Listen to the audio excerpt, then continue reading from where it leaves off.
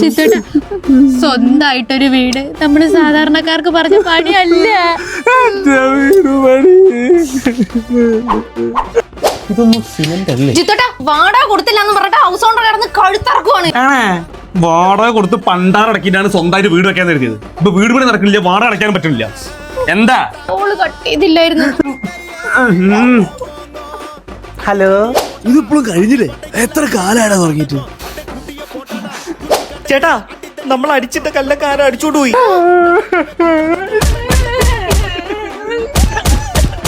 പിന്നെ 4 ദിവസത്തേക്ക് പണിക്കാരുണ്ടാവല്ലോ കേട്ടോ. ഇനി അതെന്താ? അത് അവർക്കൊരു മൂടില്ല അത്ര. ദേ നിന്റെ ബില്ലാതം വരുന്നു. ഇനി എന്തിന്റെ ബില്ല? ഇത് നമ്മൾ അടുക്കള വിളിച്ച് കിണകുത്തിയ ബില്ല്. പിന്നെ ഇത് കക്കൂസിന്റെ ബില്ല്. കക്കൂസിന്റെ പട്ടി.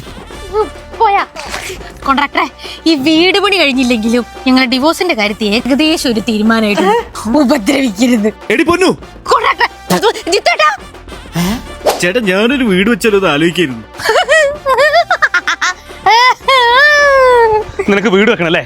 വീട്ടുകാരുടെ അഭിപ്രായം, നാട്ടുകാരുടെ അഭിപ്രായം, കുടുംബക്കാരുടെ അഭിപ്രായം, ആ പോയുണ്ടല്ലോ അവളുടെ അഭിപ്രായം, പോരാത്തിന് വഴി കൂടി പോണ എല്ലാ നാടുകളുടെ അഭിപ്രായം, ഇതിനൊക്കെ പോരാത്തിന് ബാങ്കുകാരുടെ ലോണ് വേണ ചേട്ടാ, ലോണ് വേണ ചേട്ടാ എന്നുള്ള വിളി. ലോൺ ഇല്ലാതെ എങ്ങനെയാ വീട് വെക്കുന്നേ?